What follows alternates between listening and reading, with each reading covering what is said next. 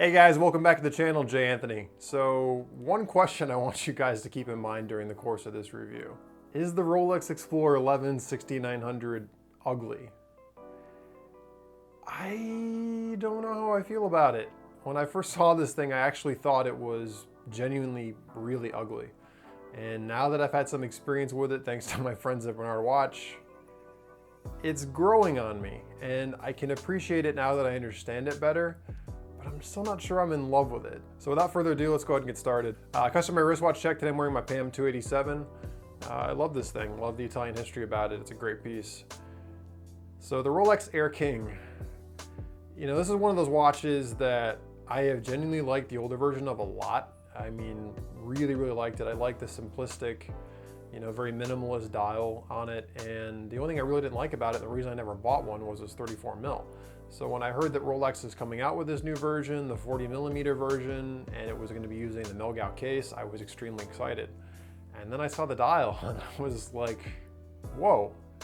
You know, Rolex usually doesn't get very playful, and the dial just totally caught me off guard. And I know I'm not the only one that felt this way. I know a lot of people were very polarized by this dial. You know, it's one of those things, you either love it, and if you love it, you really love it, or you hate it. And if you hate it, you really hate it. I guess I truthfully have kind of fallen through the gamut, because in the beginning my first reaction was, really, I was turned off. I thought there was way too much going on the dial, but now, you know what? I think it's kind of cool, and I appreciate that it's something different. So let's go ahead and get some of the stats out of the way and kind of talk this through, and maybe I convince myself that it's not ugly, and maybe you guys can convince me as well. So, like I said, this is the Rolex Air-King. It's 11 6900. It's the 40mm version. It came out roughly 2015, 2016, depending on where you live. And it replaced the original Air-King. The original Air-King had been out forever. And, you know, traditionally it looked very similar to like a Rolex Explorer. The problem with the Air-King, like I mentioned, was it was always 34mm. So Rolex basically took the exact same case that you get in the Milgauss and created the new version of the Air-King. And as I've already discussed and will continue to discuss, there's many differences between this current Air-King and the old Air-King. The case size is very different for sure. The dial is obviously very different. I mean, not only do we get the traditional 369 dial layout, which is cool. You know, Air-Kings have definitely done Arabic numerals before in the past. But on top of that, we actually get this 60-minute scale, which is something that's very interesting. Or ugly, depending on how you want to look at it. I'm thinking this through now. I actually can say that I do appreciate it. And the thing that's also kind of cool is they've relocated the Air-King label to the bottom of the dial, right above 6 o'clock, which is something they haven't done since roughly the first generation. We're talking back 1940s, 1950s. It's been, I think, since I've seen Air-King down that part of the dial.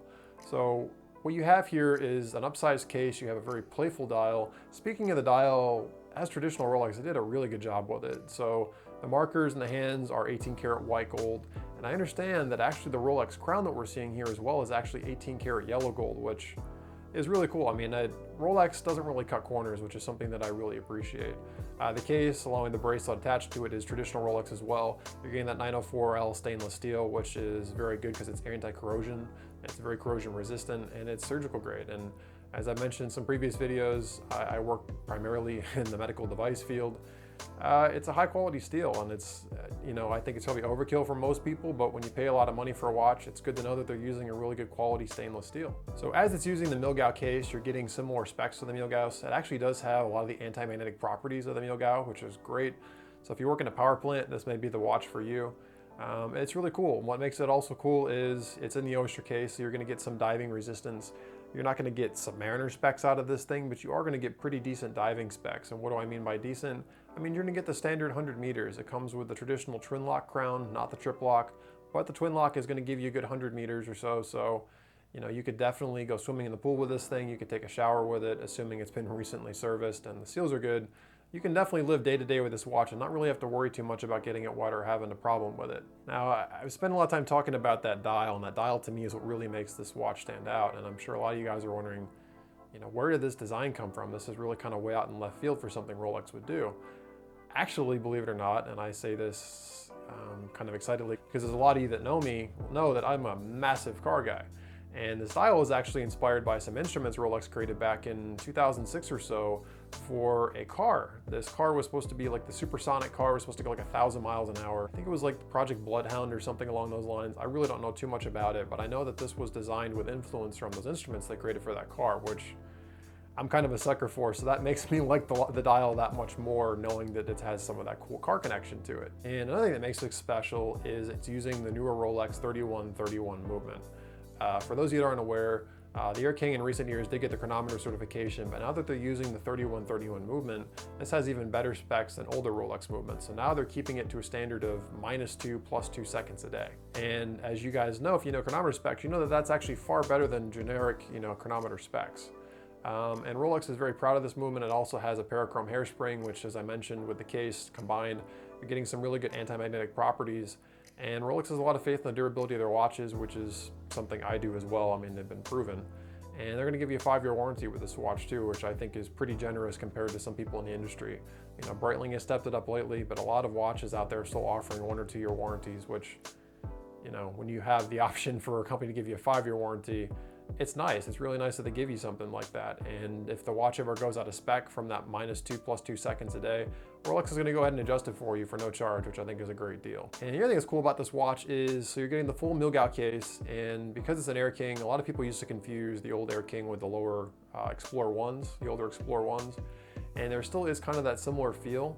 And this watch is great because it has that cool flair to it, like even a Milgauss would, but it's still cheaper than an Explorer 1, and it's a full 40mm. I think the Explorer 1 is a roughly 39mm, so you're getting a slightly bigger case, and you're getting that unique dial, you're getting the newer movement, you're getting the anti-magnetic properties, and you're getting a full satin finish on the bracelet too, which is going to be good for picking up, not showing too many scuffs. And it's slightly cheaper than a Rolex Explorer 1, which, adds a little bit to value if you can consider, a Rolex watch value. So overall, it's really nice. As you can see, we get the traditional Rolex Clasp, which these days is really nice. Nothing really to say negative about it. I think Rolex is doing a really good job with their bracelets and their clasp finally.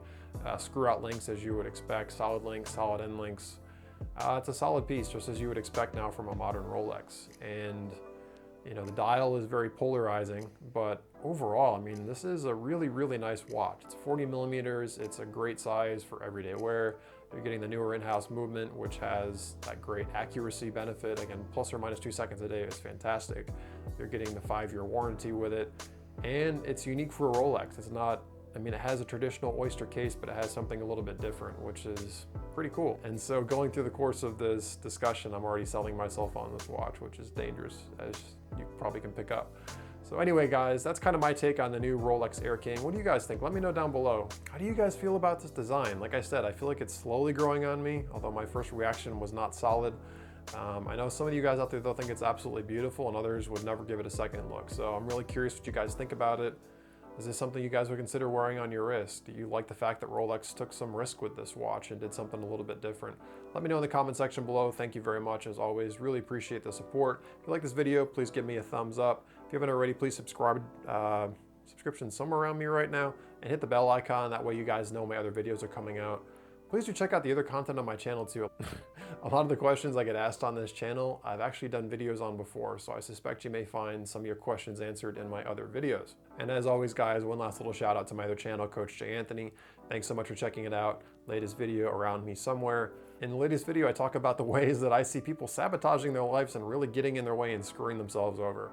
And it's a really simple fix, and I wanted to kind of get that out there. So if that's of interest to you, please go check that out. As always, talked way too much. Great seeing you guys. Thanks again for the continued support. I love my job. I love what I do. I love being part of YouTube. So looking forward to many more years to come of this. Take care, guys. I'll catch you guys real soon.